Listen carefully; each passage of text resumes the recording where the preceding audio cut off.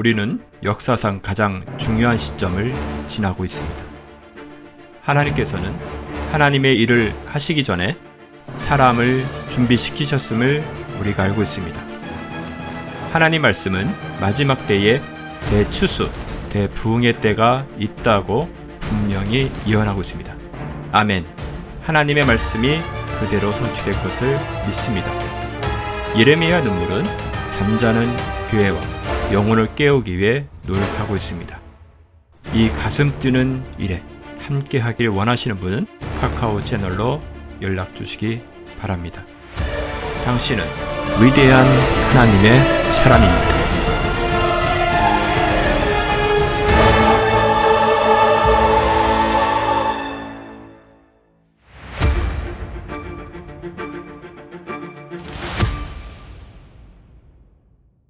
이제 이스라엘의 심판은 기정사실화가 되어버렸죠.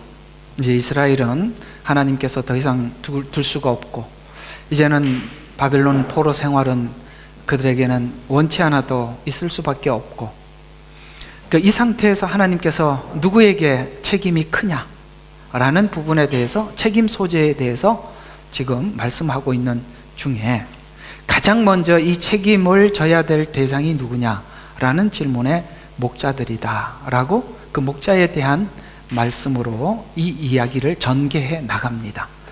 여기 본문에 보면 2절을 보시면 이렇게 이야기합니다. 인자야, 이스라엘 목자들을 어떻게 하냐면 대적해서 예언하라, 이렇게 표현을 하심으로써 지금 이스라엘 백성들의 그 목자들을 하나님께서 수고한 목자, 애썼다, 그러나 백성들이 말을 듣지 않았다, 이렇게 표현하는 것이 아니라 대적이라는 단어를 씀으로 인해서 하나님께서 세우신 이 목자들에 대해서 엄청난 심판을 선언하고 있다는 것에서 오늘 우리가 유심히 봐야 하는 것입니다. 여러분, 이 에스겔서에 있는 모든 내용들은 그대로 요한계시록의 종말로 그대로 가지고 가게 되면, 이 마지막 종말론적 관점에서 보면 거짓 선지자들의 활동이 매우 두드러지게, 지금까지는 그 거짓 선지자들이 일부 숨어서 활동을 했지만 이 종말이 되면 자기 얼굴을 드러내고 정체를 드러내고 모든 사람들이 공개적으로 활동할 것을 예언을 하죠. 그래서 그 목자들에 대해서 하나님은 대적하여 그들에게 예언하라라고 말씀을 하셔서 오늘은 이 목자들의 대적된 이 말씀을 우리가 함께 나누면서, 오늘 여기 보면 목자가 해야 될 사명이 역으로, 오늘 이게 대적하고 있는 말씀을 역으로 보면 이 목자들이 하나님이 세우신 목적이 이거구나. 근데 여러분, 우리가 일단은 이거부터 좀 정리를 하고 가봅시다. 그러면 목자가 필요 없지 않냐 라는 생각이 양떼들은 할 수 있죠. 왜냐하면 보세요, 엉터리지 않습니까? 그렇죠? 힘을 복도와 두지 않고 치유하지 않고 싸매지도 않고 쫓겨난 자들을 데려오지 않고, 그 다음에 뭡니까? 찾지 않고 폭력으로 다스렸다면 양떼들은 이런 생각을 하죠. 목자가 뭔 필요가 있어. 근데요, 이걸 아셔야 돼요. 양은 양입니다. 왜 성도들을 양떼라고 했을까요? 여러분, 아무리 몸부림치고 발부둥 쳐도 하나님의 말씀은 목자들에게 주어서 그렇게 하나님이 흘러가게 하는 것은, 이거는 변함이 없기 때문에 여러분 개인이 아무리 큐티를 하고 아무리 성경을 열려고 애를 써도 기름 부음이 없으면 한계가 있는 거예요. 그래서 어쩔 수 없이 여러분들은 양떼입니다. 그러니 양떼는 목자가 돌봐주지 않으면 짐승에게 잡아먹힐 수밖에 없어요. 여러분들이 아무리 애를 써서 이렇게 해도 제가 그걸 알아요. 이게 하나님께서 이게 목회자로 부르시고 하나님이 성경을 열어주실 때는 정말 제가 평신도 때와 전혀 달라요. 그렇게 하나님께서 양떼들을 먹이려고 이게 먼저 이 목자에게 하나님 말씀을 주시는구나 라는 것을 저는 매일매일 느낄 정도, 그게 매일매일 느낄 정도니까 그게 그렇지 않습니다. 그러니 여러분들은 일단은 목자 필요 없어, 나는 그냥 가나안 교인이 되어서 집에서 그냥 내 알아서 할 거야. 여러분, 그건 그렇게 하면 여기에 뭐가 돼요? 유리한단 말이에요. 흩어지면 누구의 밥이 되는 겁니까? 짐승의 밥이 되는 거예요. 어찌하든지 목자를 찾아가야 돼요. 그러면 양떼에게 축복은 뭘까요? 진짜 목자를 만나는 겁니다. 진짜 목자를 만났을 때 다른 성질 부리지 말고, 이게 말이 그냥 하나님 주신 목자구나 하고, 거기서 하나님께서 여러분들을 이렇게, 그런 목자를 만난다고 여러분의 생활이 나아지거나 편안해지는 건 아니에요. 더 어려울 수 있어요. 왜? 하나님이 깎고 만드는 과정에 있다 보니까 힘들 수 있어요. 힘든 거하고는 별개의 문제예요. 이 교회 가니까 편안하더라. 여러분, 편안하면 문제가 되는 겁니다. 하나님께서 편안하지 않아요. 우리 다루시고 계시는 거예요. 아시겠습니다? 아시겠죠? 좋은 목자를 만나면 생활이 안락해지고 내 신앙에 평화가 찾아온다, 그 말이 아니에요. 더 힘들 수 있어요. 그러나 그렇게 되는 것은 우리가 하나님 앞에 깎여지고 변화되기 위해서 있는 일들이에요. 그래서 이걸 일단은 정리를 하자는 거예요. 여러분은 양이라는 걸 인정을 하셔야 돼요. 인정하십니까? 여러분들은 스스로 목자가 될 수 있으면 가도 돼요. 근데 안 된단 말이에요. 이게 하나님의 법칙이라 이 말이에요. 그러면 목자는 양심을 가져야 돼요. 하나님의 양심을. 여러분 보면 베드로에게 예수님이 요한의 아들 시몬아, 네가 나를 사랑하느냐? 라고 물었죠. 그래서 양떼들을 맡길 때 어떤 관계 속에, 하나님과 목자 사이에 어떤 관계 속에서 맡기냐면은 하나님을 사랑하는 자가 목자가 되는 거예요. 그러니까 제가 주님을 사랑하는 마음으로 양떼들을 돌보는 것이에요. 만약에 저와 하나님 관계가 사랑의 관계가 아니라 내가 여러분들과의 관계로 목회를 하면 이제 다 무너지는 겁니다. 왜냐하면 오늘 그렇게 목회를 하니까 어떻게 됩니까? 양떼들을 돌보는 게 아니라 누가 살이 찌나? 저기 털 깎아서 돈 되네? 이런 것만 쳐다본단 말이에요. 이해가 가십니까? 저 사람 헌금 많이 하고 봉사 많이 하는구나, 더 돌봐줘야지. 이렇게 된다 이 말이에요. 그래서 대적하여 예언하는 것입니다. 그러니까 결론은 이렇게 되는 겁니다. 목자는 하나님과의 사랑의 관계 속에서 맡은 양떼들을 돌봐주는 거예요. 이걸 보면 오늘 섬기는 목회라라고 표현한 거예요. 주님이 섬기러 왔다라고 말씀하셨잖아요. 그래서 섬겨주는 거고, 여러분들은 목자의 돌봄을 받으셔야 된다는 것도 인정을 해야 돼요. 이 관계 속에서만이 교회가 건강한 거예요. 됐죠? 그러니까 일단은 이걸 정리를 해야 되는데, 정리를 하고 오늘 이 본문의 주제를 이렇게 잡아봤어요. 자, 한번 읽어볼까요? 시작. 은혜만이 참 목자를 만들고 참 성도를 만듭니다. 여기 왜 대적하는지 한번, 대적하는 이유를 설명을 합니다. 4절 후반부에 보면, 후반부 보세요. 자, 너희가 폭력과 잔인함으로 그들을 다스렸다, 이렇게 나오고 있습니다. 그래서 대적하는 겁니다. 여러분, 폭력과 잔인함은 뭘까요? 이런 겁니다. 여러분, 양떼들을 돌보는 목자는 은혜로 양떼들을 돌봐야 돼요. 은혜로 돌본다는 것은 아직 하나님의 은혜에 미치지 못하는 사람들을 향해서는 기도하고 기다리고, 아시겠습니까? 상처를 싸매주고 이렇게 쭉 기다려주는 거예요. 여러분, 기다림은 사랑이거든요. 사랑은 오래 참고라고 했잖아요. 기다림은 사랑이에요. 그런데 여기 보니까 폭력으로 다스린다는 것은, 쉽게 말해서 여러분 이 말을 이해할지 모르겠는데 이런 교회 다녀보신 적 있으신가요? 폭력으로 다스리는 교회. 이 폭력으로 다스리는, 막 때리고 이러는 게 아니라 쉽게 말해서 율법으로 다스린다는 거예요. 법으로. 사랑으로 다스릴 때는 기다림이 있어요. 그러나 법으로 다스릴 때는 그 즉시 뭡니까? 거기에 따른 형벌이 주어지죠. 이해가 가세요? 이게 바로 은혜로 하나님이 맡긴 목자들을, 양떼들을 돌보느냐 아니면 법으로 돌보느냐에 따라서 다른 것입니다. 우리는 대부분이 법으로 다스리는 데 익숙해 있어요. 특히 우리 한국 교회가 더더욱 그렇습니다. 왜냐하면 우리는 그런 유교적 기본 위에 기독교가 들어왔어요. 그래서 상하 관계가 너무나도 뚜렷해.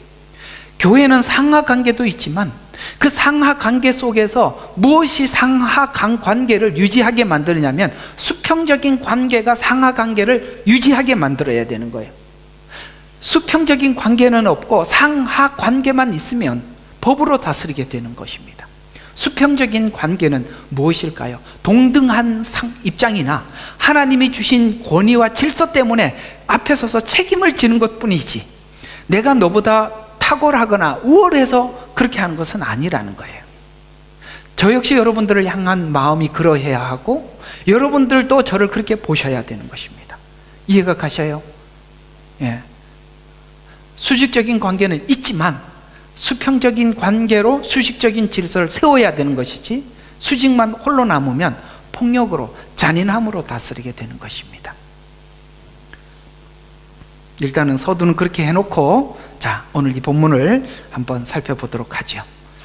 자, 34장은 이제 이스라엘 목자들을 대적하는 말씀이에요. 근데 이 앞에 33장은 악인의 멸망도 전하지 않아서 멸망했다면 악인도 하나님께서 구원받기를 원하는데 그들이 전하지 않아서 멸망을 했다면 전하지 않은 자의 책임이다. 그러면 악인에게도 전해야 될 사명이 우리에게 있다는 것이죠. 그러면 교회 안에 이런 사람도 올 수 있다 없다? 올 수 있는 거예요. 우리는 교회에 마음에 안 드는 사람을 내쳐서는 안 돼요. 우리가 그걸 가시를 끌어안을 줄도 알아야 되는 겁니다. 여러분, 이 세상에 있는 인류는 하나님이 보실 때는 전부 다 가시예요. 그러나 그 가시를 전부 끌어안고 어떻게 했습니까? 십자가에 물과 피까지 쏟으셔서 우리를 구원하셨습니다. 끌어안으셨죠. 그래서 십자가에 못 박으라 못 박으라라고 할 때 예수님은 못 박히지도 않을 뿐 아니라 안 받을 수도 있는 분이셨습니다. 창조주신 하나님이 피조물에게 못 박혀 죽다니요. 그럼에도 불구하고 예수님이 십자가에 죽으신 것은 우리를 끌어안아 주셨기 때문에 그렇습니다. 우리가 교회에 어떤 사람이 교회에 오더라도 우리는 그걸 감수해 줘야 해요. 폭력으로 다스리서는 안 되는 거예요. 아셨죠? 우리 감수해야 돼요. 그런 사람이 올 수 있어요. 그리고 교회는 다 덜 된 사람들이 오는 거예요. 그냥 덜 된 사람들이 지금 작업 중이에요. 여러분들 작업 중 맞죠? 여기 온전한 사람이 누가 있습니까? 다 작업 중이에요. 그 작업 중이다 보니까 허점이 보일 수밖에 없어요. 그런 것처럼 우리에게 이런 시간들이 있는 것입니다. 그래서 33장의 악인의 멸망도 전하지 않아 멸망을 했다면 전하지 않은 자의 책임이라고 말합니다. 만일 전하지 않았는데 돌이키지 않았다면 듣고 행하지 않는 자의 책임이다. 그러니까 안전하면 안전한 사람의 책임이고 들었는데 돌이키지 않으면 그 사람 책임이다 라고 말씀하셔서 우리에게는 전해야 될 책임이 분명히 있음을 말씀하고 있어요.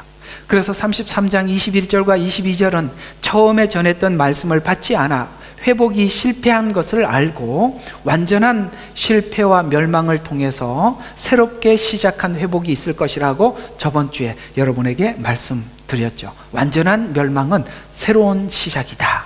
그래서 이 말을 전하는 자가 온전히 말을 전한다 하더라도 받는 자가 돌이키지 않으면 소용이 없고 전하는 자가 잘못 전하면 전달받은 자가 행하였더라도 온전한 회복을 가져올 수 없다는 거예요. 이 말 이해가 가세요? 전하는 자가 잘못 전달하면 전달받은 자가 행하더라도 온전한 회복이 없다라는 거예요. 오늘 여기 보세요. 왜 이들에게 온전한 회복이 필요한지 이 본문을 한번 4절 한번 다시 봐요. 너희가 환자, 병든 자, 상한 자, 쫓겨난 자, 잃어버린 자이기 때문에 그런 겁니다. 그러니까 이 사람들에게는 뭐가 필요하냐? 환자에게는 여러분 폭력이 필요한 게 아니에요. 환자들에게 막 일어서 한다고 일어설 수 있는 게 아니죠. 환자인데 어떻게 일어서겠어요? 그러니까 환자에게는 뭐가 필요한 겁니까? 힘을 북돋아 줘야 되는 거예요. 우리가 상황에 따라서 사람들이 넘어져 있을 때가 있어요. 그 사람들이 지금 일어나라고 강요한다고 일어설 수 있는 게 아니라 환자는 뭐 해야 돼요? 돌봐줘야 돼요. 스스로 면역이 생길 때까지. 일어설 수 있을 때까지. 또 그 다음에 병든 자는 치유해 줘야 되는 거예요. 상한 자는 싸매 줘야 되는 거예요. 이게 하나님 앞에 부름을 받은 목자들이 부름의 사명이라는 거예요. 그런데 여러분, 오늘 이 본문을 보고 여러분들은 이런 생각할 수 있어요. 너무 감사하다. 나는 목사님한테 늘 환자라고 얘기해야지. 나는 늘 넘어졌다고 이야기해야지. 저 좀 싸매 주세요. 힘들어요, 나. 아시겠죠? 그러나 이 이야기는 무슨 이야기냐면, 그 상태에 있는 사람들에게, 근데 이게요, 이런 겁니다. 이 환자들이나 넘어진 자들이 무엇로 일어나느냐면, 옆에 가서 돌봄이라는 것이 뭐냐면, 하나님의 말씀을 전할 때 그들이 이 말씀을 받을 때 우리 속에 은혜의 에너지가 생기게 되고, 그것이 면역이 되어서 병든 자가, 그 다음에 상한 자가 회복하고 위로받게 되고 일어섬을 얻게 되더라는 거예요. 여러분 어때요? 하나님 말씀 듣고 돌아갈 때 여러분들의 이런 상황들이 반전이 되어서 회복의 은혜와 역사가 여러분 속에 일어나기 시작합니까? 일어나기 시작합니까? 그거예요. 그러니까 목자가 가서 뭘 섬겨서 직접 뭘 해서가 아니라 하나님의 말씀으로 섬겨주면, 하나님이 이런 분이시구나. 우리 속에 용기를 얻게 되고 회복이 일어나게 되고 상한 마음이 치유가 일어나고 이런 일들이 일어나더라는 거예요. 근데 왜 이걸 못하느냐? 왜 지금 대적할 수밖에 없죠? 3절에 보니까 양들을 보고 누가 살이 쪘나 이런 것만 쳐다보고 자기 배를 채울 생각만 하니까, 여러분 이렇게 돼버리면 이 목자가 양떼들에게 어떻게 해야 되겠어요? 사람 비유 맞춰야 되잖아. 너 지금 털 깎을 때 됐으니까 털 좀 깎자, 좀 내놔라, 이렇게 하려면 여러분 사람들 비유 맞춰야 될 거 아니에요. 그래서 망하는 거예요. 왜 사람 비유 맞추는지 아시겠어요? 여러분들의 털을 깎아 먹으려고 그러는 거야. 이 말이 하여튼 제가 이게 말이 부드럽지 못해서 그런데 알아들으실 줄로 믿습니다.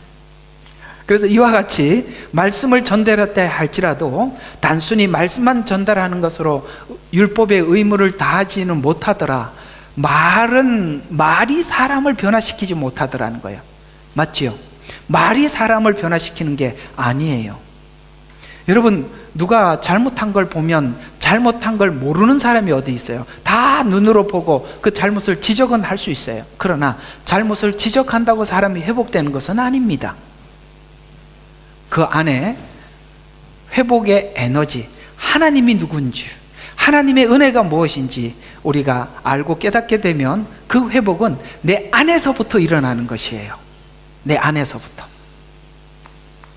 말이나 의지로 죄에서 돌이킴이나 회복은 불가능하고, 오직 하나님의 은혜와 사랑만이 회복을 가능케 한다는 예언을 받고 증거하는 방향으로 가고 있습니다. 쉽게 말해서 이 회복은 어디서 일어난다고 이야기를 하느냐? 십자가에서 일어난다, 이렇게 말씀하고 있는 셈입니다. 맞지요? 여러분, 그 십자가 앞에 가면 우리의 모든 회복은 저절로 일어나게 되어 있어요. 그래서 십자가를 향해 가고 있다는 말씀이에요. 오늘 본 34장에 있는 말씀은 책임에서 목자의 책임에 대해서 지적하는 내용인데, 목자도 백성을 회복을 위해서 애써 구한다면 에스겔에게 보여주었던 십자가 복음을 그 목자에게 듣게 해 주실 것이고, 십자가 사랑으로 양떼를 바라보며 양육하게 된다. 그러니 이런 이야기가 되는 것입니다. 여러분 보면 베드로가 예수님께서 물었던 질문에 내가 주를 사랑하는 줄 주께서 아시나이다라고 대답을 하고, 사도행전에 이 베드로가 하나님 앞에 사역했던 그 모든 사역을 보면 정말 그 마음속에 뭐가 있다는 걸 볼 수 있어요. 하나님을 향한 뜨거운 사랑이 그 마음속에 있다는 걸 알게 됩니다.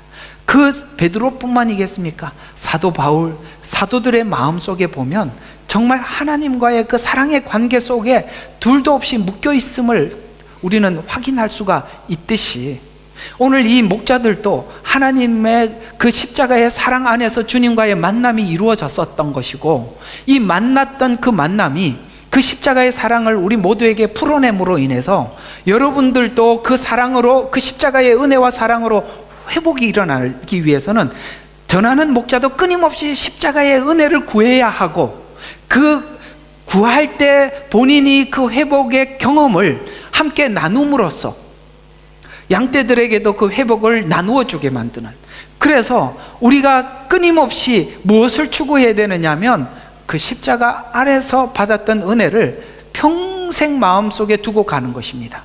그래서 하나님께서는 이 사도 바울에게, 베드로에게 잊을 수 없는,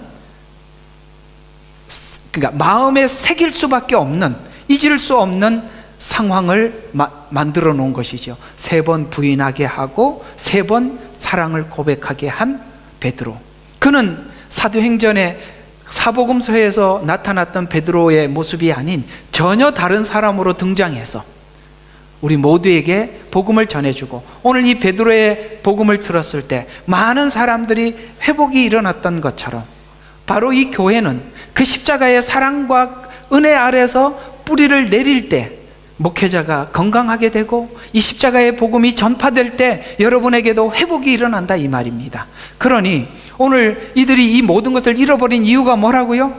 양떼들의 털을 깎아서 자기 배를 채우려고 하는 순간, 그 욕심과 탐심이 들어가는 순간 모든 것은 제로로, 모든 것은 역으로, 반대로 가게 되어 있다라는 것입니다. 그러니 여러분이 저를 위해서 항상 기도할 때, 하나님, 목사님이 늘 그 십자가의 사랑 안에서 우리를 목양하게 해주십시오 라는 마음으로 여러분들은 저를 위해서 기도해야 하고, 저 역시 그 사랑을 가슴에 안고 여러분들을 섬길 때 우리는 이 교회가 하나님이 기뻐하는 교회로 회복되고 발돋움 될 줄로 믿습니다. 그래서 지금 목자들이 대적하여 예언해야 하는 이유는 자신들만 먹는 이스라엘 목자들에게 화가 있다고 지적하면서, 목자를 세우고 목자에게 준 임무는 양무리들을 양육하고 먹이라는 것이 목적인데, 그러나 양무리는 먹이지 않고 살찐 양들을 찾아 잡아먹고 기름을 먹고 양털로 옷을 입는 데 급급해서 자신들의 배를 채우는 데 급급한 목자들을 향해 책망을 하고 있습니다.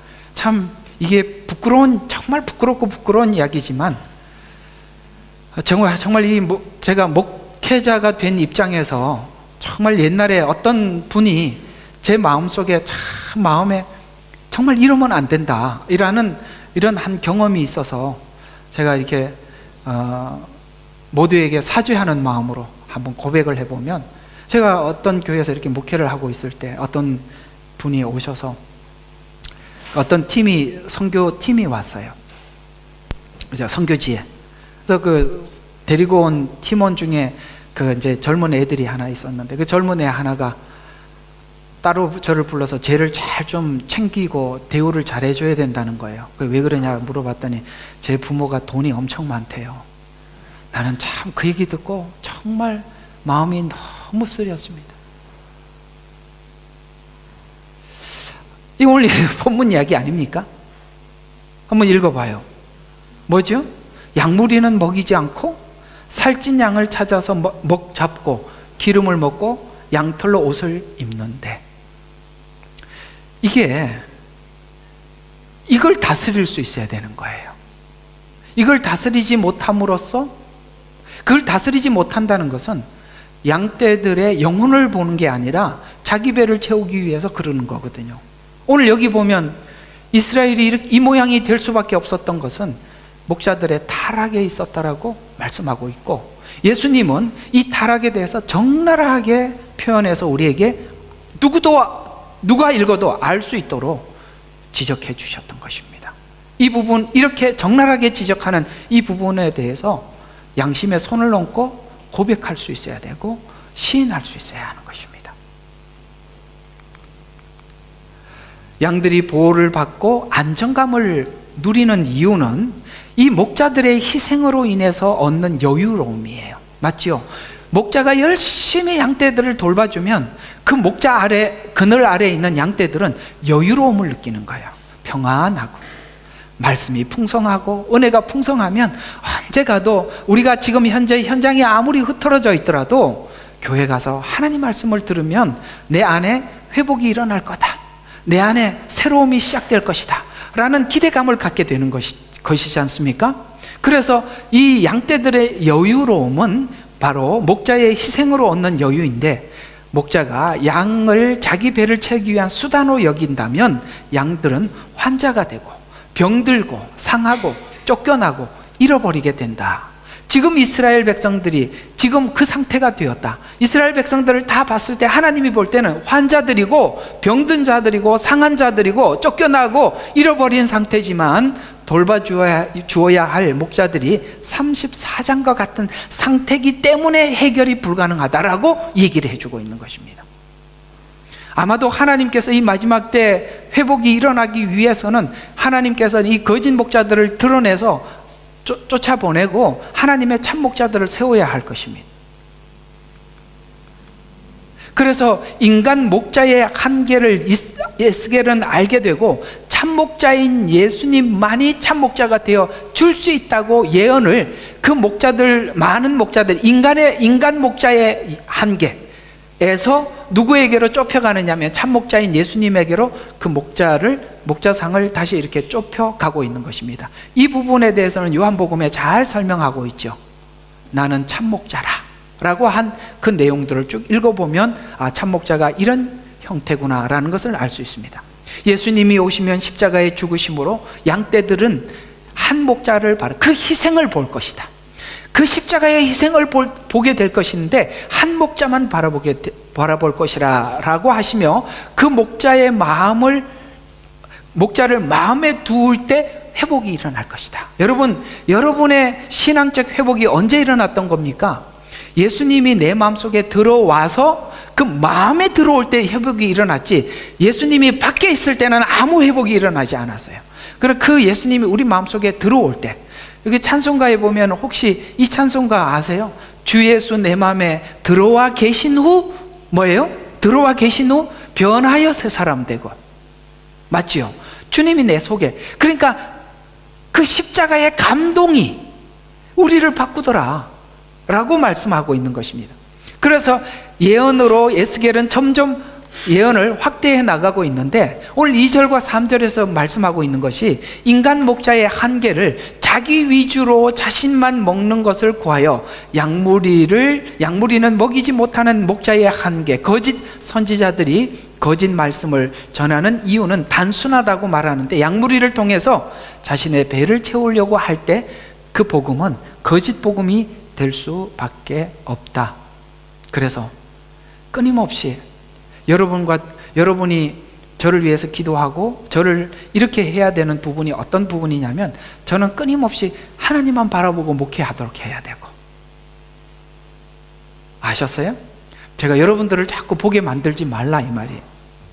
설교 주문도 하지 말라, 이렇게 설교해 줬으면 좋겠다, 저렇게 해서 그런 얘기 하지 말라. 아시겠어요? 여러분 힘들더라도 혼자서 잘 해결하세요. 저한테 얘기하지 말고. 그래야 내가 마음껏 외치니까. 알면 힘들어요?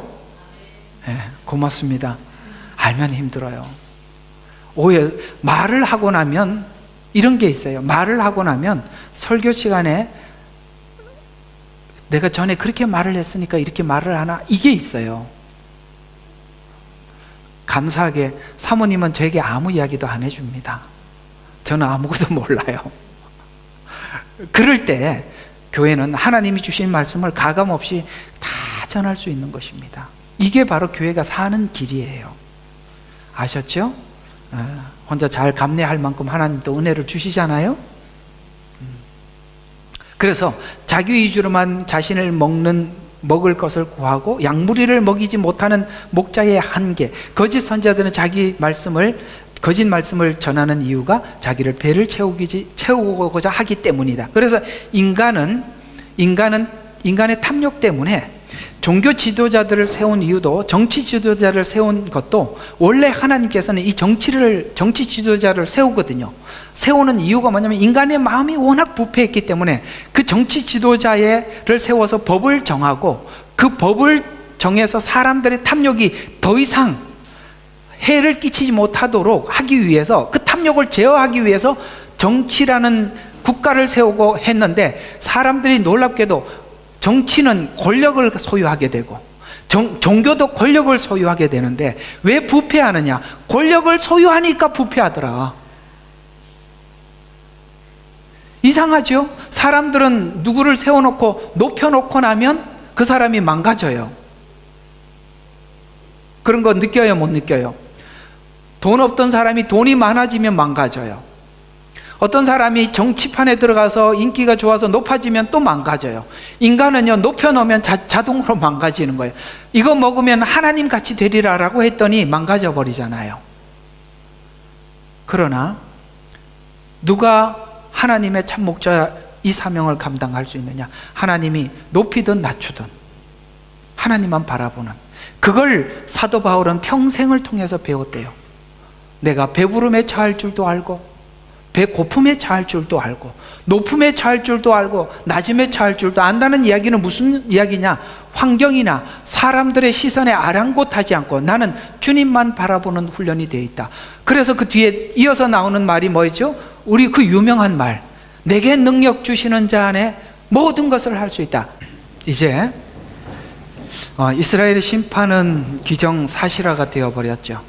이제 이스라엘은 하나님께서 더 이상 둘 수가 없고 이제는 바벨론 포로 생활은 그들에게는 원치 않아도 있을 수밖에 없고, 이 상태에서 하나님께서 누구에게 책임이 크냐라는 부분에 대해서, 책임 소재에 대해서 지금 말씀하고 있는 중에 가장 먼저 이 책임을 져야 될 대상이 누구냐라는 질문에 목자들이다라고 그 목자에 대한 말씀으로 이 이야기를 전개해 나갑니다.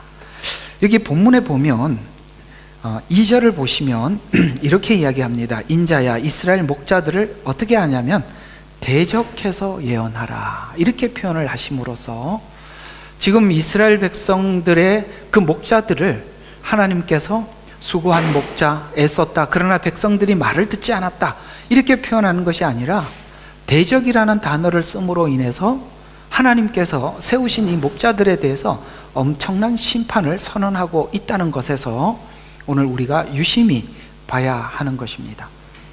여러분, 이 에스겔서에 있는 모든 내용들은 그대로 요한계시록의 종말로 그대로 가지고 가게 되면 이 마지막 종말론적 관점에서 보면 거짓 선지자들의 활동이 매우 두드러지게, 지금까지는 그 거짓 선지자들이 일부 숨어서 활동을 했지만 이 종말이 되면 자기 얼굴을 드러내고 정체를 드러내고 모든 사람들이 공개적으로 활동할 것을 예언을 하죠.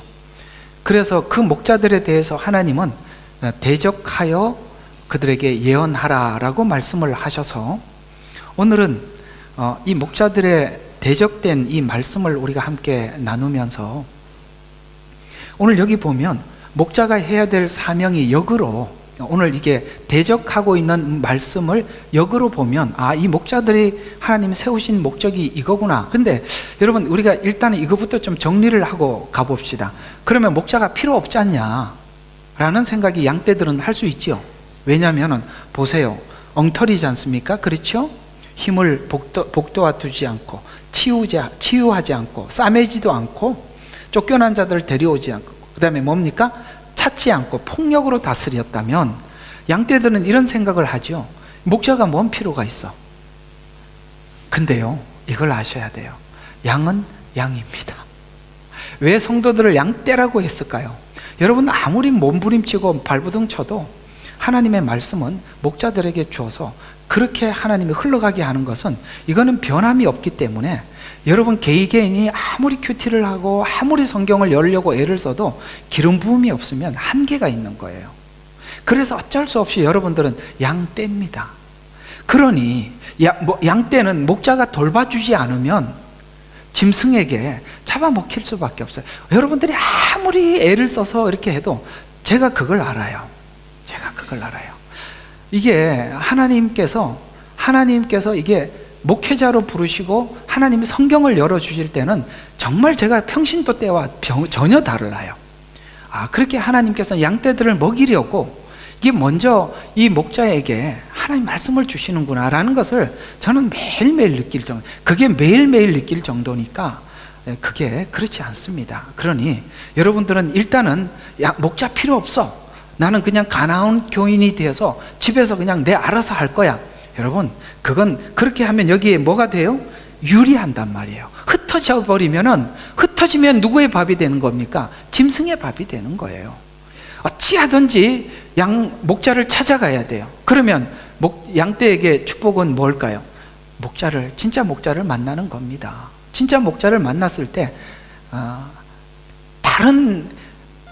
다른 성질 부리지 말고, 이게 말이 그냥 하나님 주신 목자구나 하고, 거기서 하나님께서 여러분들을 이렇게, 그런 목자를 만난다고 여러분의 생활이 나아지거나 편안해지는 건 아니에요. 더 어려울 수 있어요. 왜? 하나님이 깎고 만드는 과정에 있다 보니까 힘들 수 있어요. 힘든 거하고는 별개의 문제예요. 이 교회 가니까 편안하더라. 여러분, 편안하면 문제가 되는 겁니다. 하나님께서 편안하지 않아요. 우리 다루시고 계시는 거예요. 아시겠습니다? 아시겠죠? 좋은 목자를 만나면 생활이 안락해지고 내 신앙에 평화가 찾아온다, 그 말이 아니에요. 더 힘들 수 있어요. 그러나 그렇게 되는 것은 우리가 하나님 앞에 깎여지고 변화되기 위해서 있는 일들이에요. 그래서 이걸 일단은 정리를 하자는 거예요. 여러분은 양이라는 걸 인정을 하셔야 돼요. 인정하십니까? 여러분들은 스스로 목자가 될 수 있으면 가도 돼요. 근데 안 된단 말이에요. 이게 하나님의 법칙이라 이 말이에요. 그러면 목자는 양심을 가져야 돼요. 하나님의 양심을. 여러분 보면 베드로에게 예수님이 요한의 아들 시몬아, 네가 나를 사랑하느냐? 라고 물었죠. 그래서 양떼들을 맡길 때 어떤 관계 속에, 하나님과 목자 사이에 어떤 관계 속에서 맡기냐면은 하나님을 사랑하는 자가 목자가 되는 거예요. 그러니까 제가 주님을 사랑하는 마음으로 양떼들을 돌보는 것이에요. 만약에 저와 하나님 관계가 사랑의 관계가 아니라 내가 여러분들과의 관계로 목회를 하면 이제 다 무너지는 겁니다. 왜냐하면 오늘 그렇게 목회를 하니까 어떻게 됩니까? 양떼들을 돌보는 게 아니라 누가 살이 찌나? 저기 털 깎아서 돈 되네? 이런 것만 쳐다본단 말이에요. 이해가 가십니까? 저 사람 헌금 많이 하고 봉사 많이 하는구나. 더 돌봐줘야지. 이렇게 된다 이 말이에요. 그래서 대적하여 예언하는 것입니다. 그러니까 결론은 이렇게 되는 겁니다. 목자는 하나님과의 사랑의 관계 속에서 맡은 양떼들을 돌봐주는 거예요. 이걸 보면 오늘 섬기는 목회라라고 표현한 거예요. 주님이 섬기러 왔다라고 말씀하셨잖아요. 그래서 섬겨주는 거고, 여러분들은 목자의 돌봄을 받으셔야 된다는 것도 인정을 해야 돼요. 이 관계 속에서만이 교회가 건강한 거예요. 됐죠? 그러니까 일단은 이걸 정리를 해야 되는데, 정리를 하고 오늘 이 본문의 주제를 이렇게 잡아봤어요. 자, 한번 읽어볼까요? 시작. 은혜만이 참 목자를 만들고 참 성도를 만듭니다. 여기 왜 대적하는지 한번, 대적하는 이유를 설명을 합니다. 4절 후반부에 보면, 후반부 보세요. 자, 너희가 폭력과 잔인함으로 그들을 다스렸다, 이렇게 나오고 있습니다. 그래서 대적하는 겁니다. 여러분, 폭력과 잔인함은 뭘까요? 이런 겁니다. 여러분, 양떼들을 돌보는 목자는 은혜로 양떼들을 돌봐야 돼요. 은혜로 돌본다는 것은 아직 하나님의 은혜에 미치지 못하는 사람들을 향해서는 기도하고 기다리고, 아시겠습니까? 상처를 싸매주고 이렇게 쭉 기다려주는 거예요. 여러분, 기다림은 사랑이거든요. 사랑은 오래 참고라고 했잖아요. 기다림은 사랑이에요. 그런데 여기 보니까 폭력으로 다스린다는 것은, 쉽게 말해서 여러분 이 말을 이해할지 모르겠는데 이런 교회 다녀보신 적 있으신가요? 폭력으로 다스리는 교회. 이 폭력으로 다스리는, 막 때리고 이러는 게 아니라 쉽게 말해서 율법으로 다스린다는 거예요. 법으로. 사랑으로 다스릴 때는 기다림이 있어요. 그러나 법으로 다스릴 때는 그 즉시 뭡니까? 거기에 따른 형벌이 주어지죠. 이해가 가세요? 이게 바로 은혜로 하나님이 맡긴 목자들을, 양떼들을 돌보느냐 아니면 법으로 돌보느냐에 따라서 다른 것입니다. 우리는 대부분이 법으로 다스리는 데 익숙해 있어요. 특히 우리 한국 교회가 더더욱 그렇습니다.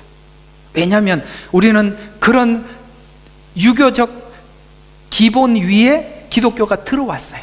그래서 상하 관계가 너무나도 뚜렷해. 교회는 상하 관계도 있지만 그 상하 관계 속에서 무엇이 상하 관계를 유지하게 만드느냐면 수평적인 관계가 상하 관계를 유지하게 만들어야 되는 거예요.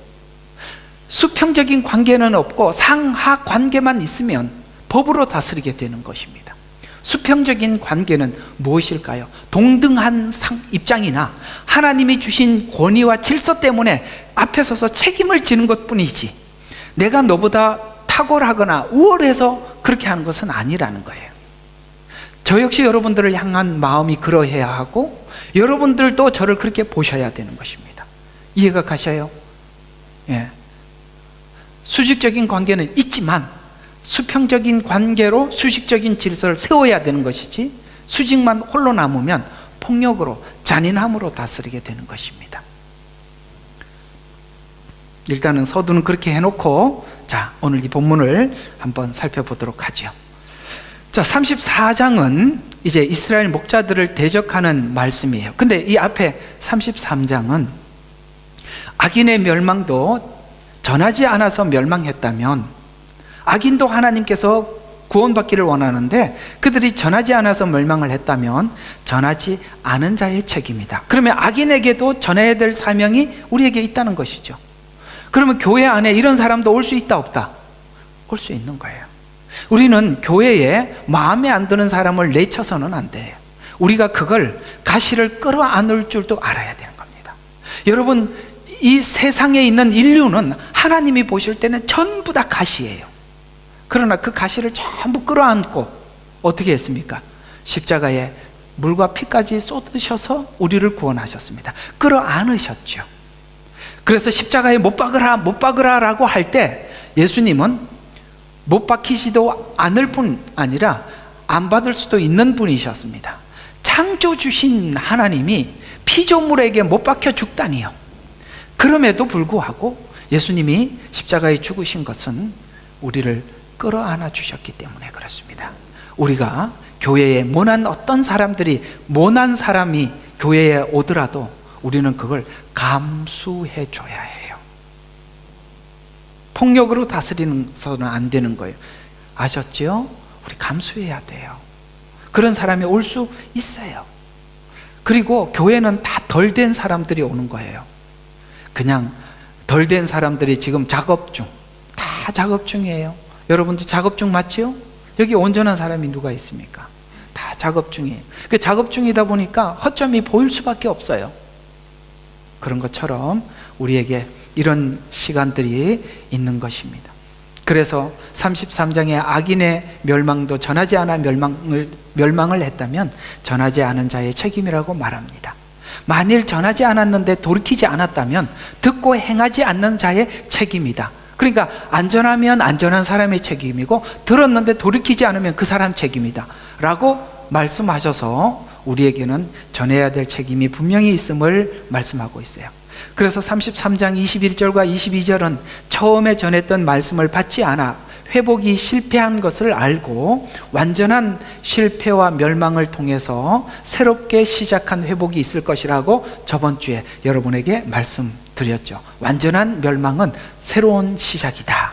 그래서 이 말을 전하는 자가 온전히 말을 전한다 하더라도 받는 자가 돌이키지 않으면 소용이 없고 전하는 자가 잘못 전하면 전달받은 자가 행하였더라도 온전한 회복을 가져올 수 없다는 거예요. 이 말 이해가 가세요? 전하는 자가 잘못 전달하면 전달받은 자가 행하더라도 온전한 회복이 없다라는 거예요. 오늘 여기 보세요. 왜 이들에게 온전한 회복이 필요한지 이 본문을 한번 4절 한번 다시 봐요. 너희가 환자, 병든 자, 상한 자, 쫓겨난 자, 잃어버린 자이기 때문에 그런 겁니다. 그러니까 이 사람들에게는 뭐가 필요하냐? 환자에게는 여러분 폭력이 필요한 게 아니에요. 환자들에게 막 일어서 한다고 일어설 수 있는 게 아니죠. 환자인데 어떻게 일어서겠어요? 그러니까 환자에게는 뭐가 필요한 겁니까? 힘을 북돋아 줘야 되는 거예요. 우리가 상황에 따라서 사람들이 넘어져 있을 때가 있어요. 그 사람들이 지금 일어나라고 강요한다고 일어설 수 있는 게 아니라 환자는 뭐 해야 돼요? 돌봐줘야 돼요. 스스로 면역이 생길 때까지, 일어설 수 있을 때까지. 또 그 다음에 병든 자는 치유해줘야 되는 거예요. 상한 자는 싸매줘야 되는 거예요. 이게 하나님 앞에 부름을 받은 목자들이 부름의 사명이라는 거예요. 그런데 여러분, 오늘 이 본문을 보고 여러분들은 이런 생각할 수 있어요. 너무 감사하다. 나는 목사님한테 늘 환자라고 얘기해야지. 나는 늘 넘어졌다고 이야기해야지. 저 좀 싸매주세요. 힘들어요, 나. 아시겠죠? 그러나 이 이야기는 무슨 이야기냐면, 그 상태에 있는 사람들에게, 근데 이게요, 이런 겁니다. 이 환자들이나 넘어진 자들이 무엇로 일어나느냐 하면, 옆에 가서 돌봄이라는 것이 뭐냐면, 하나님의 말씀을 전할 때 그들이 이 말씀을 받을 때 우리 속에 은혜의 에너지가 생기게 되고, 그것이 면역이 되어서 병든 자가, 그 다음에 상한 자가 회복하고 위로받게 되고 일어섬을 얻게 되더라는 거예요. 여러분 어때요? 하나님 말씀 듣고 돌아갈 때 여러분들의 이런 상황들이 반전이 되어서 회복의 은혜와 역사가 여러분 속에 일어나기 시작합니까? 일어나기 시작합니까? 그거예요. 그러니까 목자가 가서 뭘 섬겨서 직접 뭘 해서가 아니라 하나님의 말씀으로 섬겨주면, 하나님이 이런 분이시구나, 우리 속에 용기를 얻게 되고 회복이 일어나게 되고 상한 마음이 치유가 일어나고 이런 일들이 일어나더라는 거예요. 근데 왜 이걸 못하느냐? 왜 지금 대적할 수밖에 없죠? 3절에 보니까 양들을 보고 누가 살이 쪘나 이런 것만 쳐다보고 자기 배를 채울 생각만 하니까, 여러분 이렇게 돼버리면 이 목자가 양떼들에게 어떻게 해야 되겠어요? 사람 비유 맞춰야 되잖아. 너 지금 털 깎을 때 됐으니까 털 좀 깎자, 좀 내놔라, 이렇게 하려면 여러분 사람들 비유 맞춰야 될 거 아니에요. 그래서 망하는 거예요. 왜 사람 비유 맞추는지 아시겠어요? 여러분들의 털을 깎아 먹으려고 그러는 거야. 이 말이 하여튼 제가 이게 말이 부드럽지 못해서 그런데 알아들으실 줄로 믿습니다. 그래서 이와 같이 말씀을 전달했다 할지라도 단순히 말씀만 전달하는 것으로 율법의 의무를 다하지는 못하더라. 말이 사람을 변화시키지 못하더라는 거예요. 맞지요? 말이 사람을 변화시키는 게 아니에요. 여러분, 누가 잘못한 걸 보면 잘못한 걸 모르는 사람이 어디 있어요? 다 눈으로 보고 그 잘못을 지적은 할 수 있어요. 그러나 잘못을 지적한다고 사람이 회복되는 것은 아닙니다. 그 안에 회복의 에너지, 하나님이 누군지, 하나님의 은혜가 무엇인지 우리가 알고 깨닫게 되면 그 회복은 내 안에서부터 일어나는 것이에요. 내 안에서부터. 말이나 의지로 죄에서 돌이킴이나 회복은 불가능하고, 오직 하나님의 은혜와 사랑만이 회복을 가능케 한다는 예언을 받고 증거하는 방향으로 가고 있습니다. 쉽게 말해서 이 회복은 어디서 일어난다고 이야기를 하느냐? 십자가에서 일어난다, 이렇게 말씀하고 있는 셈입니다. 맞지요? 여러분, 그 십자가 앞에 가면 우리의 모든 회복은 저절로 일어나게 되어 있어요. 그래서 십자가를 향해 가고 있다는 말씀이에요. 오늘 본 34장에 있는 말씀은 책임에서 목자의 책임에 대해서 지적하는 내용인데, 목자도 백성을 회복을 위해서 애써 구한다면 에스겔에게 보여주었던 십자가 복음을 그 목자에게 듣게 해 주실 것이고, 십자가 사랑으로 양떼를 바라보며 양육하게 된다. 그러니 이런 이야기가 되는 것입니다. 여러분 보면 베드로가 예수님께서 물었던 질문에 내가 주를 사랑하는 줄 주께서 아시나이다라고 대답을 하고, 사도행전에 이 베드로가 하나님 앞에 사역했던 그 모든 사역을 보면 정말 그 마음속에 뭐가 있다는 걸 볼 수 있어요. 하나님을 향한 뜨거운 사랑이 그 마음속에 있다는 걸 알게 됩니다. 그 베드로뿐만이겠습니까? 사도 바울, 사도들의 마음속에 보면 정말 하나님과의 그 사랑의 관계 속에 둘도 없이 묶여 있음을 우리는 확인할 수가 있듯이, 오늘 이 목자들도 하나님의 그 십자가의 사랑 안에서 주님과의 만남이 이루어졌었던 것이고, 이 만났던 그 만남이 그 십자가의 사랑을 우리 모두에게 풀어냄으로 인해서 여러분들도 그 사랑으로, 그 십자가의 은혜와 사랑으로 회복이 일어나기 위해서는 전하는 목자도 끊임없이 십자가의 은혜를 구해야 하고, 그 구할 때 본인이 그 회복의 경험을 함께 나눔으로써 양떼들에게도 그 회복을 나누어 주게 만드는, 그래서 우리가 끊임없이 무엇을 추구해야 되느냐 하면 그 십자가 아래서 받았던 은혜를 평생 마음속에 두고 가는 것입니다. 그래서 하나님께서는 이 사도 바울에게, 베드로에게 잊을 수 없는, 그러니까 마음에 새길 수밖에 없는, 잊을 수 없는 상황을 만들어 놓은 것이죠. 3번 부인하게 하고 3번 사랑을 고백하게 한 베드로.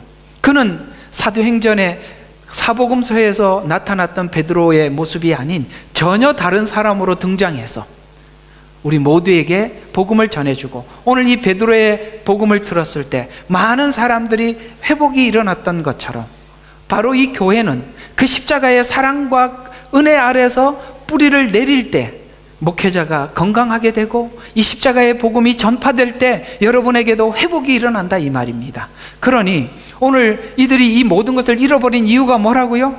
양떼들의 털을 깎아서 자기 배를 채우려고 하는 순간, 그 욕심과 탐심이 들어가는 순간 모든 것은 제로로, 모든 것은 역으로, 반대로 가게 되어 있다라는 것입니다. 그러니 여러분이 저를 위해서 항상 기도할 때, 하나님, 목사님이 늘 그 십자가의 사랑 안에서 우리를 목양하게 해주십시오 라는 마음으로 여러분들은 저를 위해서 기도해야 하고, 저 역시 그 사랑을 가슴에 안고 여러분들을 섬길 때 우리는 이 교회가 하나님이 기뻐하는 교회로 회복되고 발돋움 될 줄로 믿습니다.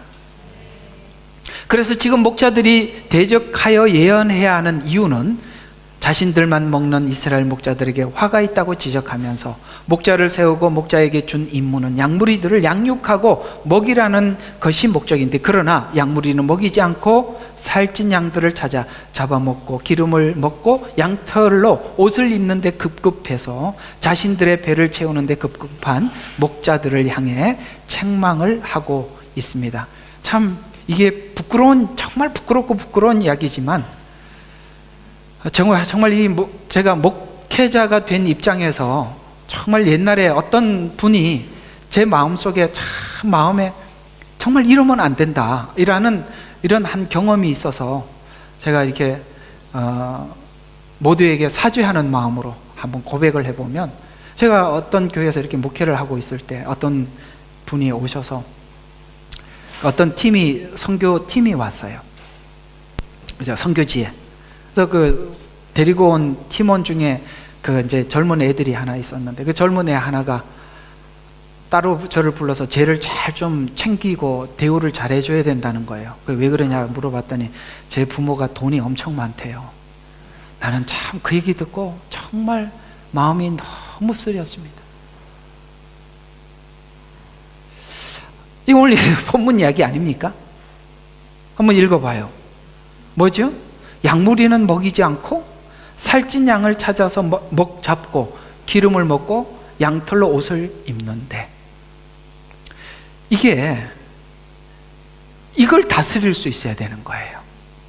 이걸 다스리지 못함으로써, 그걸 다스리지 못한다는 것은 양떼들의 영혼을 보는 게 아니라 자기 배를 채우기 위해서 그러는 거거든요. 오늘 여기 보면 이스라엘이 이 모양이 될 수밖에 없었던 것은 목자들의 타락에 있었다라고 말씀하고 있고, 예수님은 이 타락에 대해서 적나라하게 표현해서 우리에게 누가 읽어도 알 수 있도록 지적해 주셨던 것입니다. 이 부분, 이렇게 적나라하게 지적하는 이 부분에 대해서 양심에 손을 얹고 고백할 수 있어야 되고 시인할 수 있어야 하는 것입니다. 양들이 보호를 받고 안정감을 누리는 이유는 이 목자들의 희생으로 인해서 얻는 여유로움이에요. 맞죠? 목자가 열심히 양떼들을 돌봐주면 그 목자 아래, 그늘 아래에 있는 양떼들은 여유로움을 느끼는 거예요. 평안하고. 말씀이 풍성하고 은혜가 풍성하면 언제 가도 우리가 지금 현재 현장이 아무리 흩어져 있더라도 교회 가서 하나님 말씀을 들으면 내 안에 회복이 일어날 거다, 내 안에 새로움이 시작될 것이다 라는 기대감을 갖게 되는 것이지 않습니까?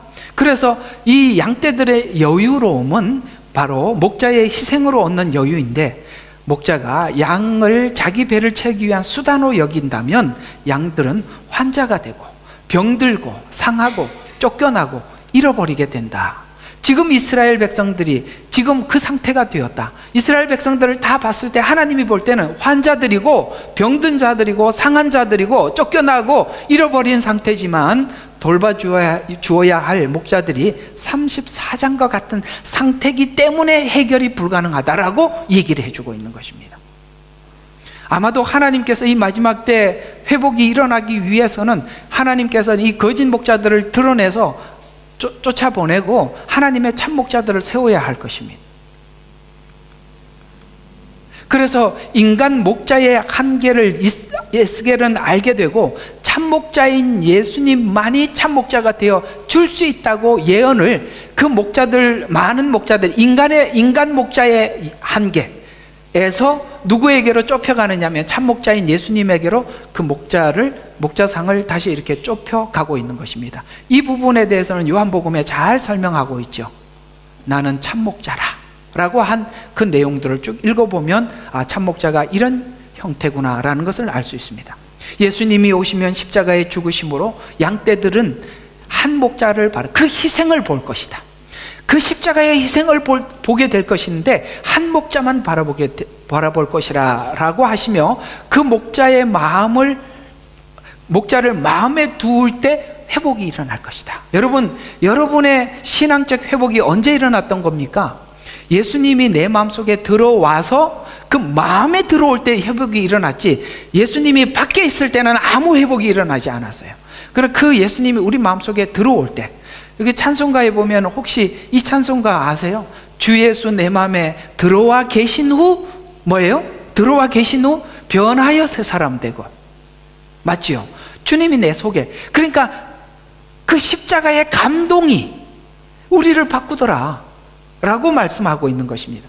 그래서 예언으로 에스겔은 점점 예언을 확대해 나가고 있는데, 오늘 2절과 3절에서 말씀하고 있는 것이 인간 목자의 한계를 자기 위주로 자신만 먹는 것을 구하여 양무리는 먹이지 못하는 목자의 한계, 거짓 선지자들이 거짓 말씀을 전하는 이유는 단순하다고 말하는데, 양무리를 통해서 자신의 배를 채우려고 할 때 그 복음은 거짓 복음이 될 수밖에 없다.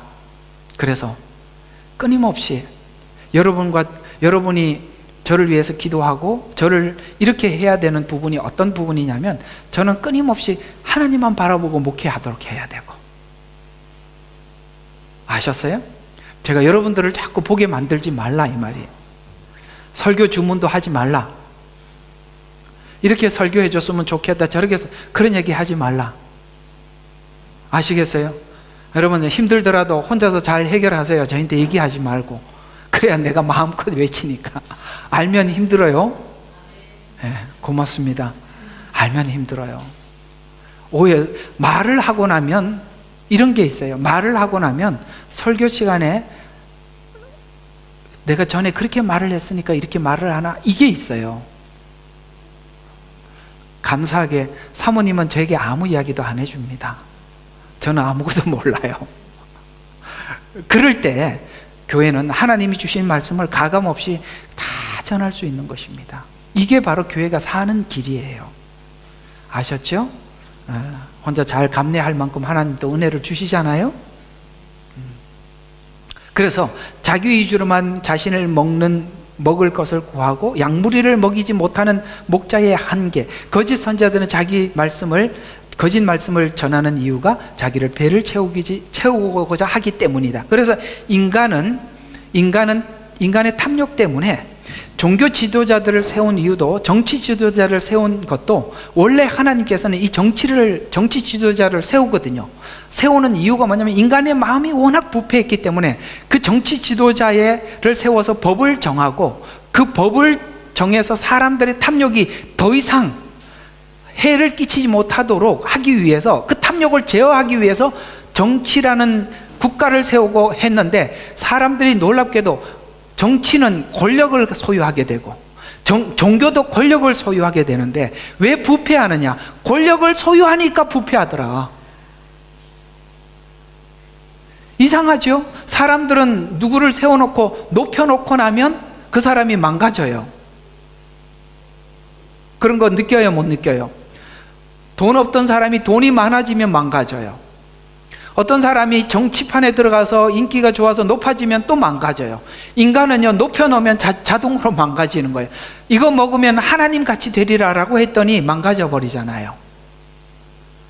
그러나 누가 하나님의 참 목자 이 사명을 감당할 수 있느냐? 하나님이 높이든 낮추든 하나님만 바라보는, 그걸 사도 바울은 평생을 통해서 배웠대요. 내가 배부름에 처할 줄도 알고, 배고픔에 처할 줄도 알고, 높음에 처할 줄도 알고, 낮음에 처할 줄도 안다는 이야기는 무슨 이야기냐? 환경이나 사람들의 시선에 아랑곳하지 않고 나는 주님만 바라보는 훈련이 되어 있다. 그래서 그 뒤에 이어서 나오는 말이 뭐였죠? 우리 그 유명한 말, 내게 능력 주시는 자 안에 모든 것을 할 수 있다. 아시겠어요? 앞에 거 다 끝났다. 누가 나를 높이든 낮추든 아무 상관없고, 배고프냐 배부르냐 상관없다. 내게 능력 주시는 자, 그분이 내게 모든 공급자다. 이 이야기죠. 그분이, 사도 바울이 최후의 신앙 고백을 그렇게 한 거예요. 빌립보서가 옥중서신 아닙니까? 이런 것처럼 하나님 뭘 가르쳐 주고 있느냐? 우리가 하나님 안에서 모든 것이 가능하다. 그러니 여러분이 어떤 사람들과 관계 속에 부딪힘이 오걸랑 뭐부터 생각해야 되냐면, 여러분들과 하나님과 관계를 먼저 생각하세요.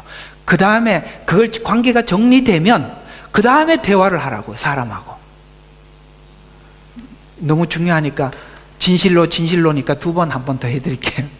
뭐라고요? 무슨 부딪힘이 오면 뭐부터 생각하라고요? 하나님을 먼저 생각을 하고, 하나님과 관계 속에서 생각이 정리되면 그때 말을 해라는 거예요. 아셨죠? 서운한 말을 하고 싶걸랑 무덤에 들어가서 해도 늦지 않아요. 그때 하시면 돼. 무덤 속에서 하면 돼. 그걸 할 수 있어야 돼요.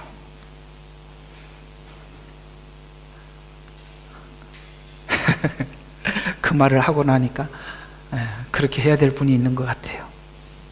자, 인간의 뿌리가 행악의 씨앗이라고 이야기합니다. 이사야서 1장 4절에 보니까, 죄지은 백성이요, 죄악을 짊어진 백성이요, 행악자들의 씨앗이요, 부패한 자손이요. 여기에 빠진 게 뭐가 있냐면, 우리 죄, 그 다음에 죄악, 행악자, 부패한 자, 그들은 주를 버렸고, 그들은 이스라엘의 거룩한 분을 성나게 하였으며, 그들은 타락하여 멀리 갔도다.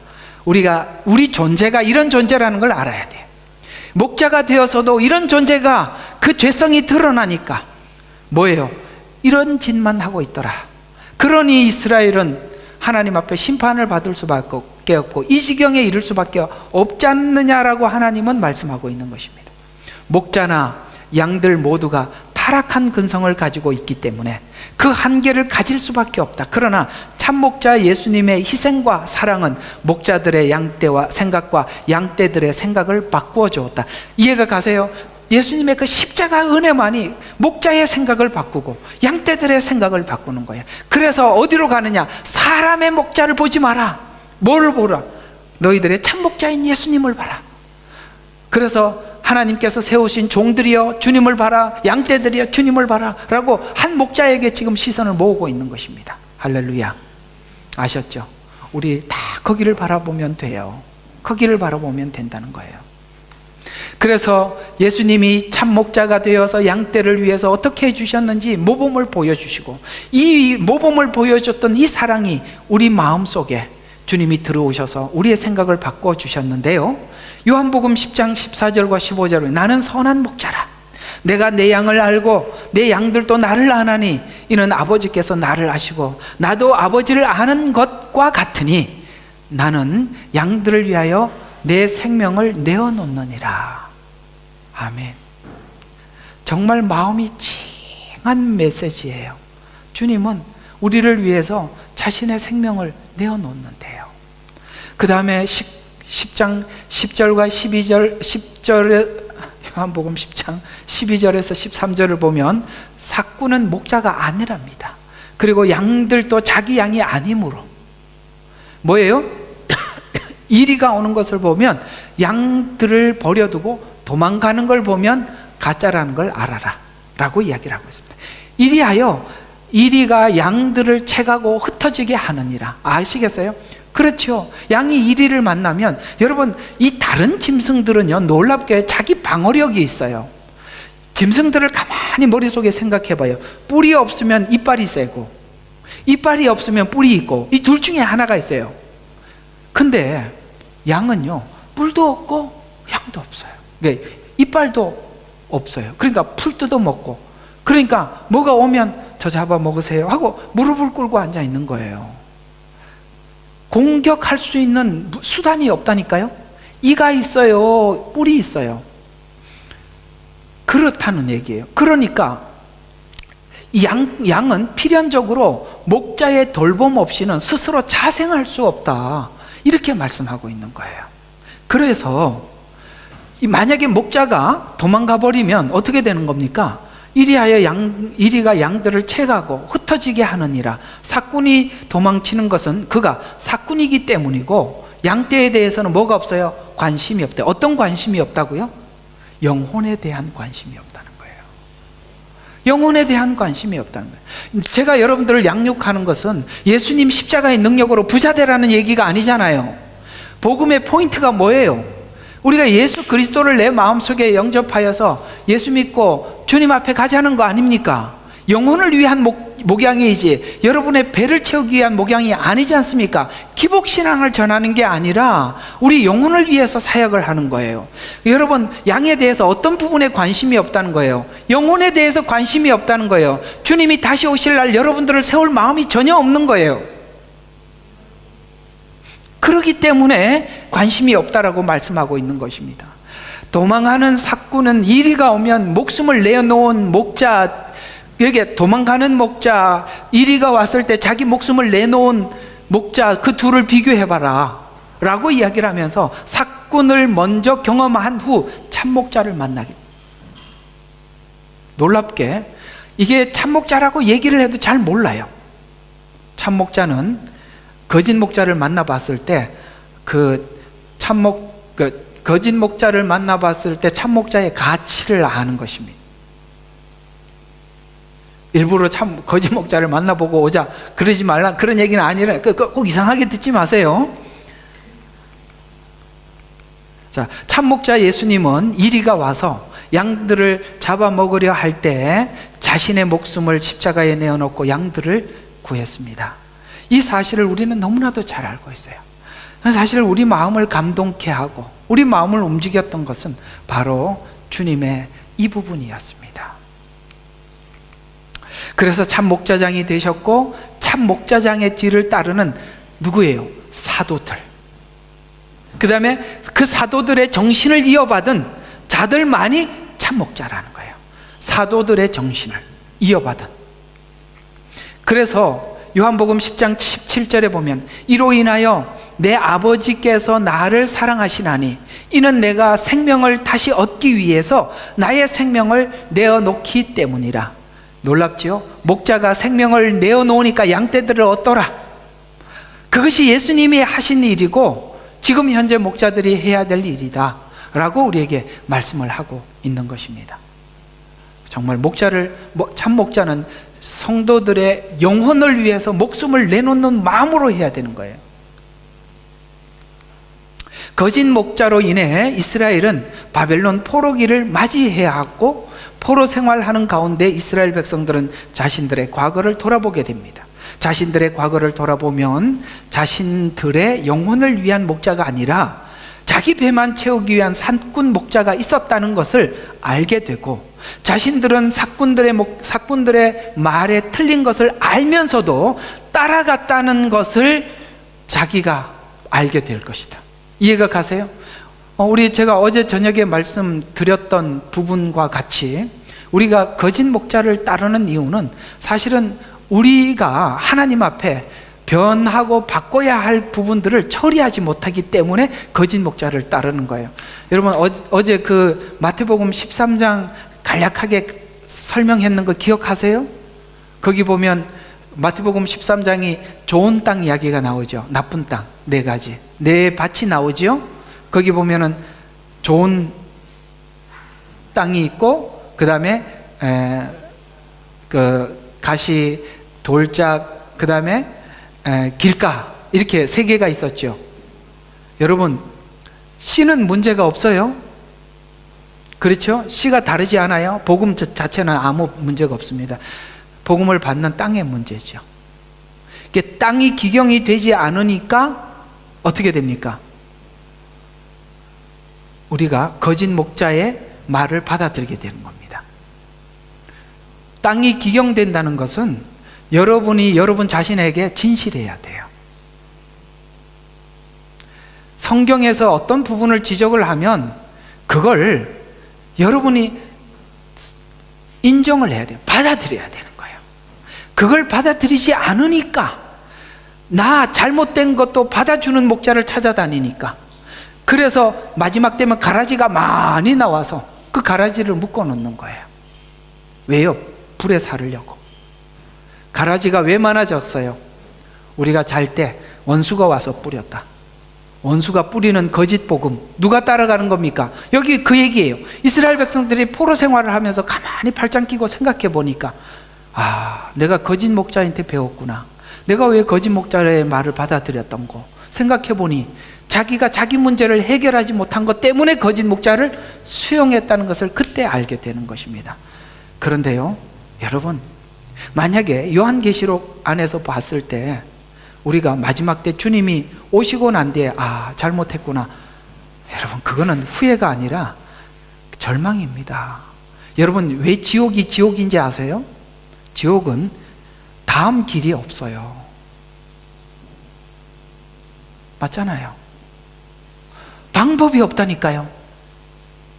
방법이 없다는 것을 성경은 이렇게 표현하고 있어요.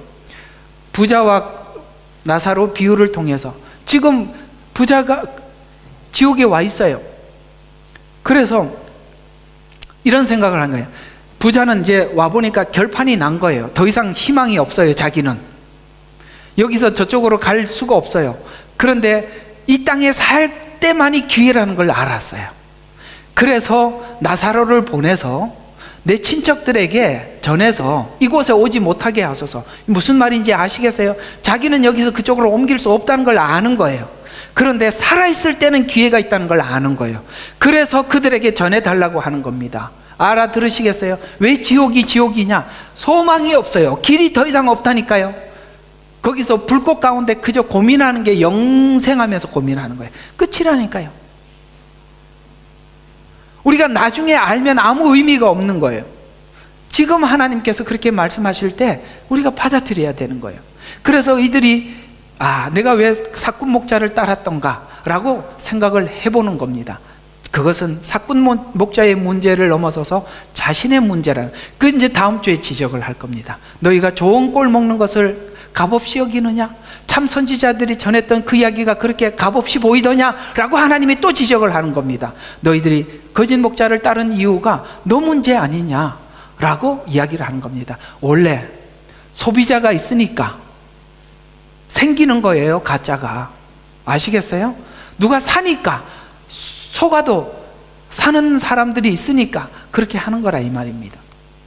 그래서 구약이 지적하는 것은 목자의 한계, 양떼의 한계를 보게 하심으로써 대제사장 예수, 참 목자 예수님을 기대하게 함으로 진정한 회복을 기다리게 하는 거예요. 그래서 참 목자는 훗날 보내줄 것이다 라고 오늘 구약에 있는 이 거짓 목자들을 먼저 경험을 하고 참 목자인 예수님이 왔을 때 그들이 진정한 회복이 일어날 것을 말씀해 주고 있는 것이에요.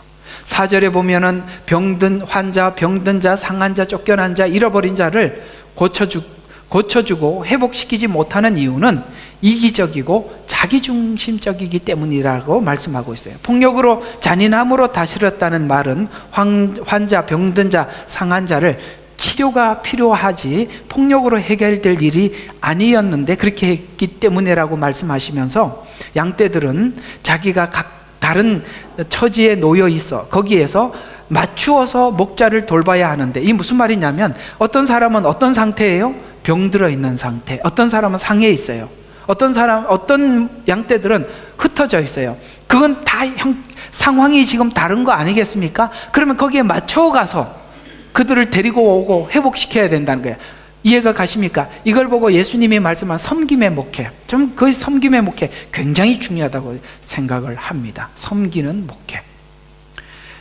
한동안 이런 말들이, 이런 것도 이제 한번 짚어볼 만한 이야기인데요. 야, 그 교회 가봐. 그 목사님 카리스마가 대단한 거예요. 여러분, 카리스마 대단한 거 좋아하지 마세요. 무슨 카리스마가 대단해요?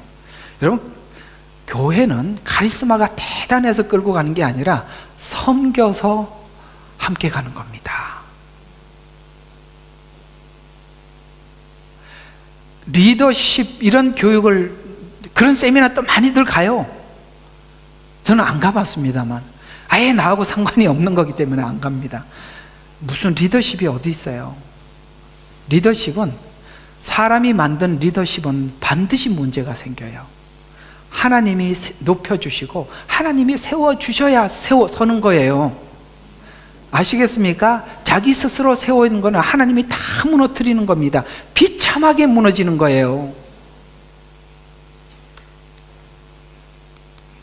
창세기 31장 39절에 야곱이 삼촌의 양을 치는 과정에서 양들이 짐승에게 몰려 찢기기도 하고 밤에만 아니라 대낮에도 도둑을 맞았다고 하는 내용이 나옵니다.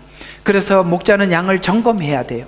그래서 예레미야서 33장 13절을 보면 목자는 양의 수를 정확히 헤아려 양이 있는지를 점검해야 한다는 내용이 기록되어 있어요. 그래서 원래 그 이스라엘은 낮에 저렇게, 우리 호주에 사니까 양떼들을 많이 보셨죠? 너무 신기해요. 한국은 양떼도 보기 힘든데 여기는 길 지나가면 양이 그렇게 많아요. 그래서 한참 세워놓고 구경하고 가거든요. 그런데 원래 이스라엘은 양떼를 치다가 저녁에 꼭 양우리에다가 이렇게, 왜냐하면 그 이리들이 와서 언제 양떼를 채갈지 모르기 때문에 우리 안에 넣는데, 양떼들을 방목을 할 때 반드시 염소하고 같이 방목을 합니다. 이유는 양떼들은요 진짜 게을러요. 정말 게을러요. 그리고 한번 누우면 안 일어나. 근데 이게 염소는요 양떼들이 모여있는 꼴을 못 봐요. 그러니까 가서 막 모여있기만 하면서 막 들어받고 그래요.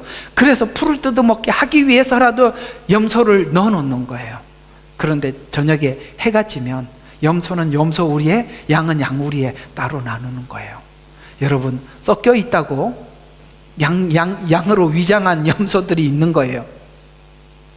아시겠어요?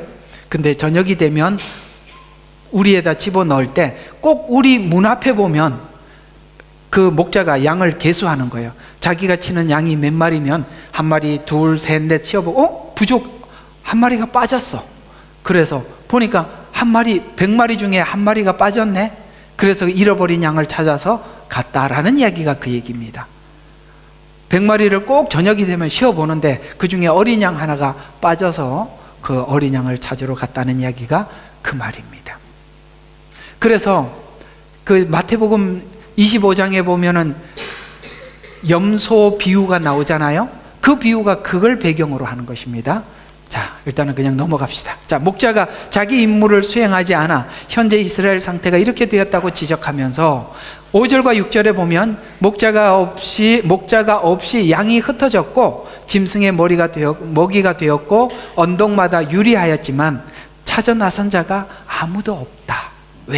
왜 찾아 나서지? 아까 한 마리 어린 양을 찾아갔다고 했는데 찾아 나서는 자가 아무도 없는 이유가 뭘까요? 자기 배만 채우려고 했기 때문에 잃어버렸든 없든 아무 관련이 없는 거예요. 그래서 이야기를 하고 있는 것입니다.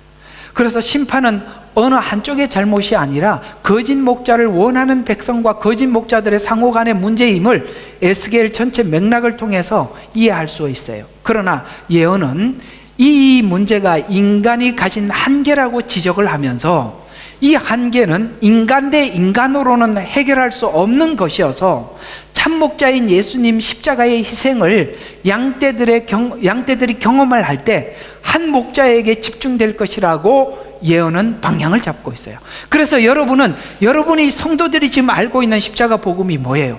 저와 여러분을 위해서 십자가에 희생하신, 죽으신 예수님을 알고 계시잖아요. 그러면 저는 여러분들에게 그 주님을 얘기해 주고 있잖아요. 그러면 제가 그 주님을 말하지 않으면 여러분들은 분별을 해야 되는 거예요. 아, 저거 가짜구나. 그렇게 분별을 해야 된다, 이 말이에요. 그 말을 하지 않고 있는데도 분별하지 않고 있다면 분명히 양떼들에게 다른 문제가 있는 겁니다. 아셨어요?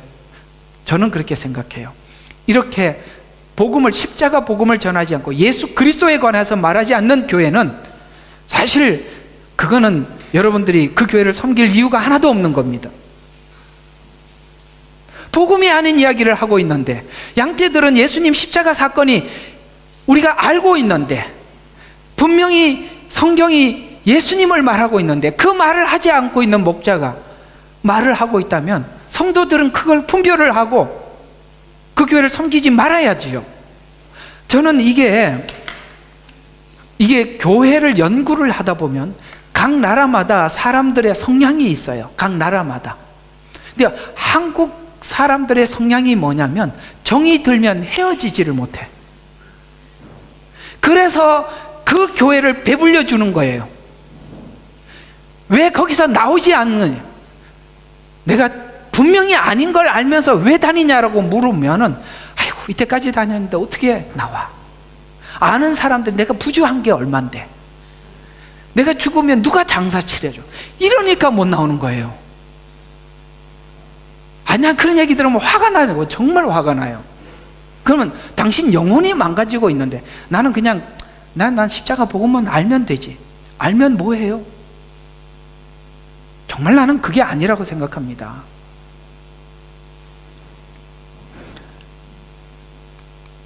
그래서 요한복음 10장 16절에 보면은 나에게 이 양우리에 들지 않는 다른 양이 있어 내가 그들도 데려와야 하리니 라는 이 말은 도대체 무슨 말인지 되게 애매해 보이지만 이 이야기는 이런 이야기입니다.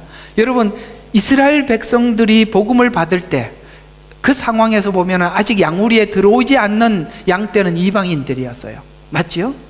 그 복음이 이방인에게 흘러왔죠.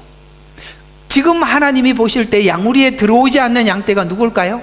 유대인들이에요. 아시겠어요?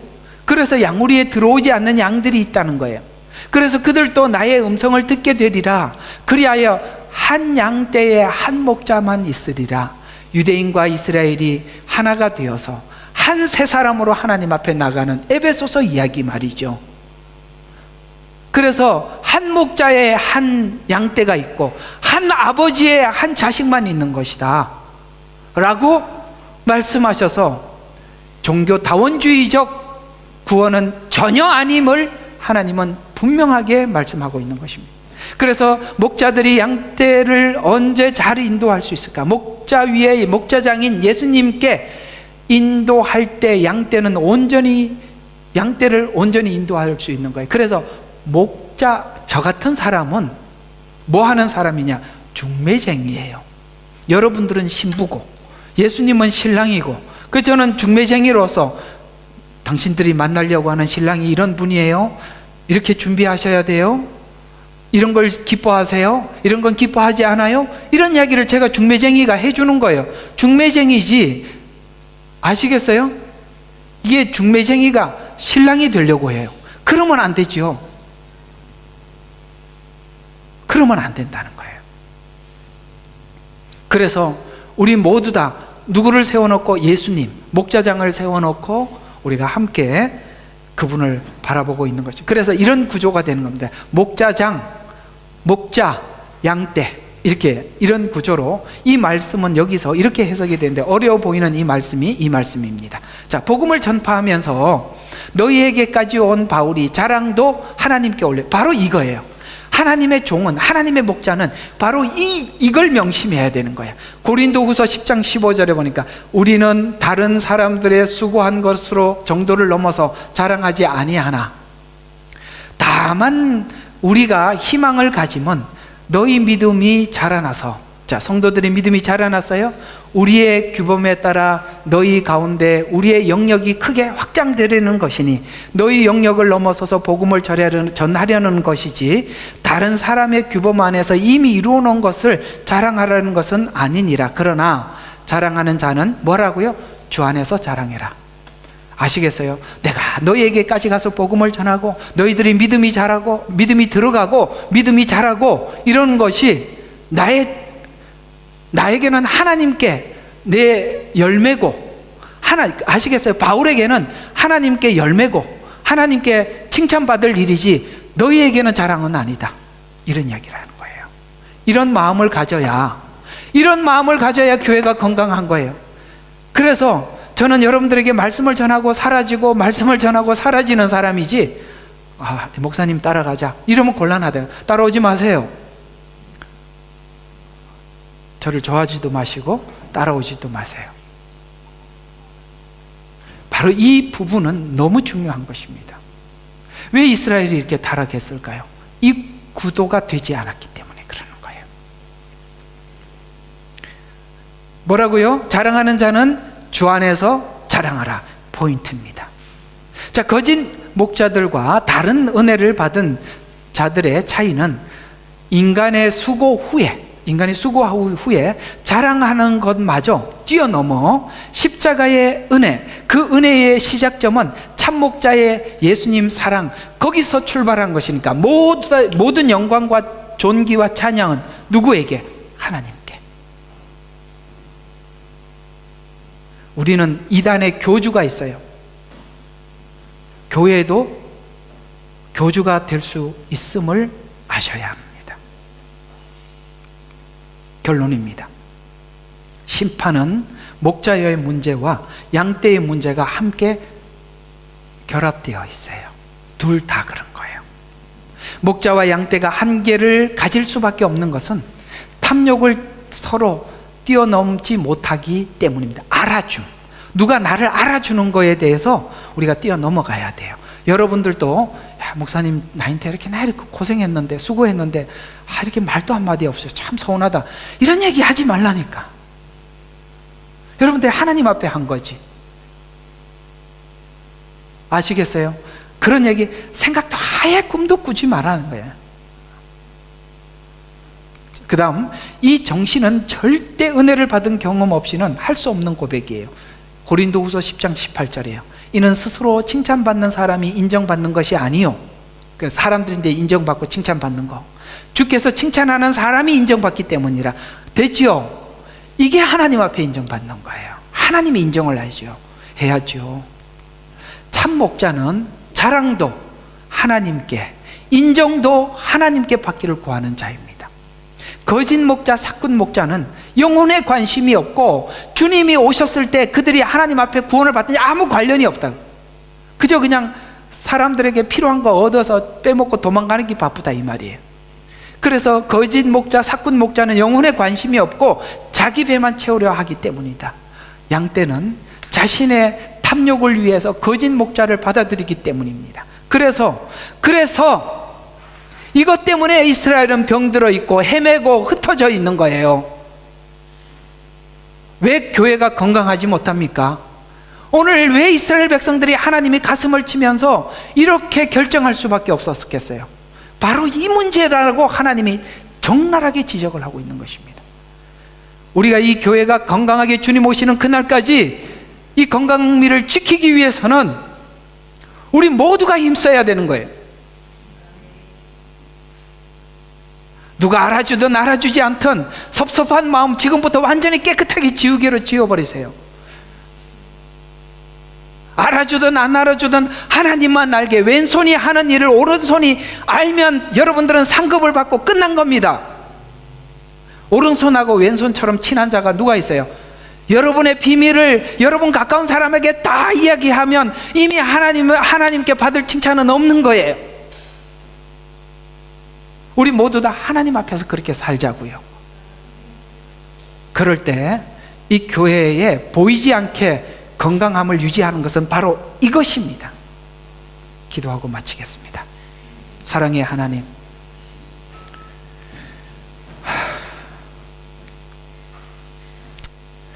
하나님은 너무나도 적나라하게 분명하게 이스라엘이 타락하게 된 원인이 무엇인지를 말씀해 주고 있습니다. 그 안에는 목자들의 탐심이 있었고 그 탐심에 걸맞게 백성들은 적당히 인정받고 대우받는 것에 익숙해져 있었기 때문에 이렇게 될 수밖에 없었다고 성경은 지적하고 있습니다. 주님, 이 지적을 우리 적당히 듣지 말게 해주시고 분명히 듣게 해 주시옵소서.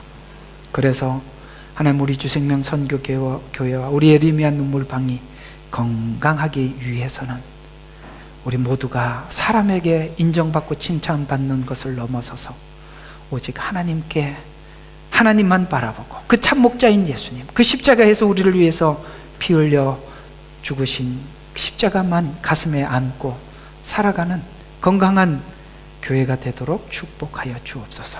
예수님 이름으로 기도합니다. 아멘.